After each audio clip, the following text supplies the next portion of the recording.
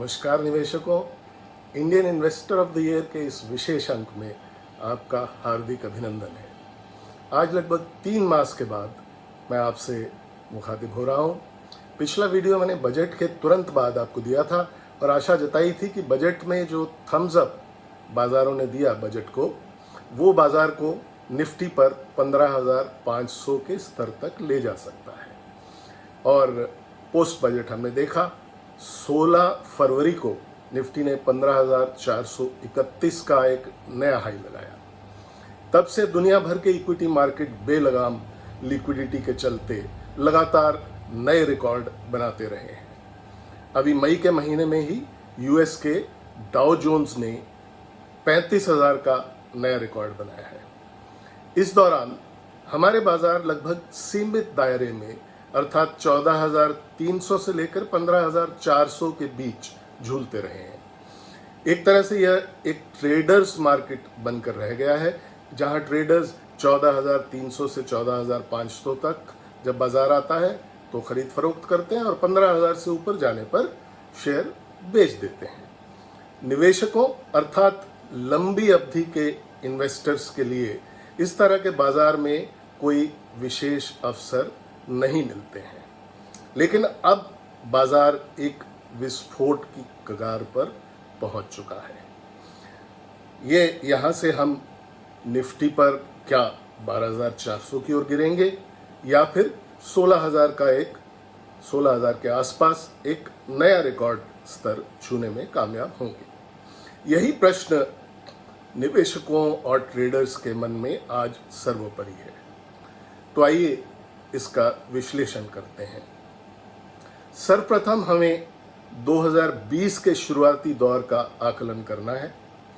जनवरी 2020 के मध्य में निफ्टी ने 12,430 के स्तर को छूकर एक नया रिकॉर्ड बनाया था और उसी दौर में जब भारत की अर्थव्यवस्था धीमी पड़ने लगी थी, उस समय बाजार को गिरने का कोई बहाना चाहिए था और मार्च 2020 में बाजारों को ये बहाना मिल गया कोविड-19 के रूप में, जिसे हम फियर ऑफ अननोन की संज्ञा दे सकते हैं।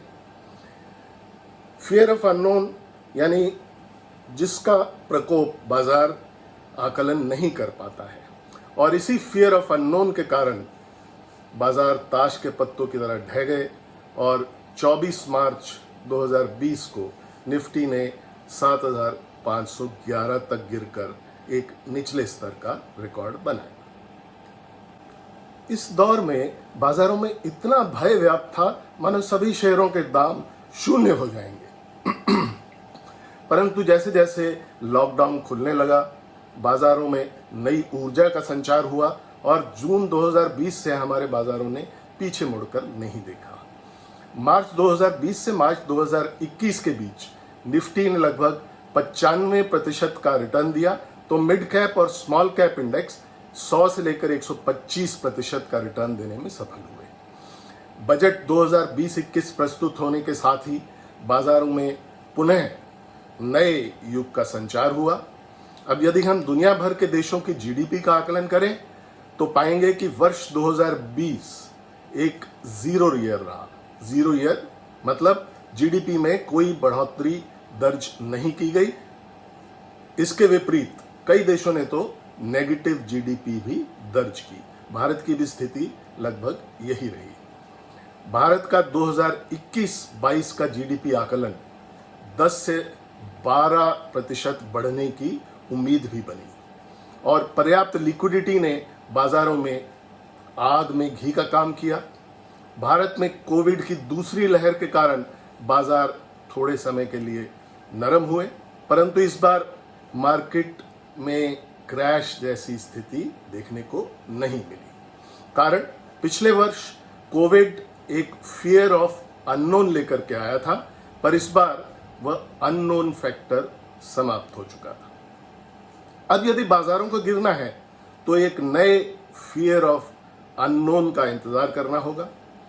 आज की स्थिति के अनुसार जब भारत में कोविड की सेकेंड वेव थमती हुई दिख रही है, तो बाजार एक विस्फोट का संकेत दे रहे हैं।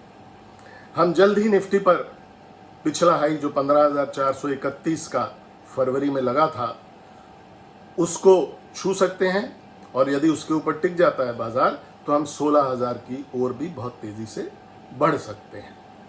इन स्तरों पर निवेशकों को सावधान रहना चाहिए, क्योंकि इसके बाद बाजारों में एक बड़ा करेक्शन आ सकता है जो निफ्टी को पहले 13,600 और फिर 12,400 की ओर ले जाने का भी मादा रखता है। ध्यान दीजिए, मैंने करेक्शन शब्द का प्रयोग किया है क्योंकि बाजारों का मुख्य ट्रेंड है वो अभी भी ऊपर की ओर है, यानी तेजी का ट्रेंड बना रहने की उम्मीद है। आने वाला करेक्शन जिसकी मैं बात कर रहा हूं, निवेशकों के लिए एक पोर्टफोलियो बनाने का एक स्वर्णिम अवसर होगा जिसे उन्हें लगभग 1 वर्ष से इंतजार था। जब हम बाजारों का आकलन करते हैं तो अक्सर फंडामेंटल एनालिसिस और टेक्निकल एनालिसिस की बात करते हैं। फंडामेंटल एनालिसिस के अनुसार क्योंकि 2020 और भारत के लिए 2020-21 एक जीरो ईयर रहा, तो जो पिछला हाई हमने बनाया था तो मार्केट को जो मार्च 2020 में हम थे, लगभग हमें मार्च 2021 में वहीं होना चाहिए था। तो उस स्थिति के अनुसार मार्केट अभी बहुत ऊपर चल रहे हैं, और ऐसा भी देखा गया है टेक्निकल एनालिसिस के अनुसार कि जो पिछला हाई होता है, जब बाजार एक नया हाई लगाने के बाद गिरता है तो वो एक स्ट्रॉन्ग सपोर्ट का काम करता है। यानी पिछली बार जो जनवरी 2020 में हमने 12,430 का एक हाई बनाया था, वो अब एक मेजर सपोर्ट का काम करेगा।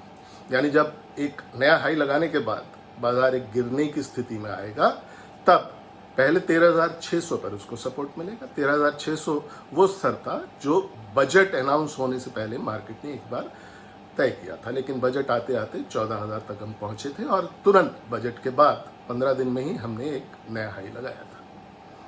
तो अभी पहले तो उम्मीद है कि मार्केट उस नए हाई के करीब पहुंचेगा, और उम्मीद करनी चाहिए कि जिस तरह का यूफोरिया एक मार्केट में बन रहा है, एक बार तो मार्केट उसके ऊपर भी जा सकता है। तो यहाँ पर 16,000 का स्तर जो मैंने बताया उसकी उम्मीद है, लेकिन ये बहुत जल्दी होगा। और उसके बाद जो मार्केट में करेक्शन आएगा, इन्वेस्टर्स या निवेशकों को उसके लिए पूरी तरह से तैयार रहना चाहिए, क्योंकि वहाँ पर निवेश के लंबी अवधि के बहुत अच्छे मौके मिलने की संभावना है। अब यहाँ पर मैं एक टेक्निकल और फंडामेंटल एनालिसिस के अलावा एक नई थ्योरी, जिसका मुझे पूरा ज्ञान नहीं है, ऐसा मैं आपको पहले बता दूं, तो ये है फाइनेंशियल एस्ट्रोलॉजी। इसके कुछ तथ्यों की पुष्टि पिछला जो ट्रेंड हमने देखा उसमें हो चुकी है। 26 दिसंबर 2019 को सूर्य ग्रहण लगा था, और ग्रहण की स्थिति ऐसी बनी थी कि उसके बाद मार्केट ने एक हाई लगाया, और उसके बाद मार्केट में एक क्रैश जैसी स्थिति बनी। उसके बाद बीच में चंद्र ग्रहण भी आया था, और ऐसा माना जाता है फाइनेंशियल एस्ट्रोलॉजी में कि सूर्य ग्रहण और चंद्र ग्रहण से मार्केट पर काफ़ी इफेक्ट पड़ता है। अब यह देखना है कि क्या इसकी एक पुनरावृत्ति होगी, क्योंकि अभी इसी सप्ताह, आज 24 मई है और 26 मई को चंद्र ग्रहण होगा, और उसके 2 हफ्ते के बाद 10 जून को सूर्य ग्रहण लगेगा। तो इस अवधि में, यानी इस अवधि के आसपास मार्केट अपना एक हाई लगाएगा, और उसके बाद वो करेक्शन की संभावना है। मैंने आपको बताया कि करेक्शन 13,600 और उसके बाद 12,400 तक ले जा सकती है। जो निवेशक नया निवेश करने के लिए इंतजार कर रहे हैं, उनके लिए ये स्वर्णिम अवसर होगा जब मार्केट करेक्ट करेगा। कोई क्रैश की संभावना नहीं है, और कुछ समय के लिए अगर ऐसा होता है कि मार्केट 12,400 को भी तोड़कर जा सकता है, लेकिन 12,400 के ऊपर ही ट्रेड करेगा। तो आप उस समय का इंतजार कीजिए, और आने वाले समय में हम उन सेक्टर्स या उन थीम्स पर आपको वीडियो देंगे जो आपको इस गिरावट में इस्तेमाल करने हैं लंबी अवधि के निवेश के लिए। आज की वीडियो में इतना ही। जल्द मिलेंगे एक नए वीडियो के साथ, जहां पर हम चर्चा करेंगे कि नए निवेश के अवसर कौन कौन से सेक्टर्स और कौन कौन से थीम्स में मिलेंगे। तब तक के लिए नमस्कार।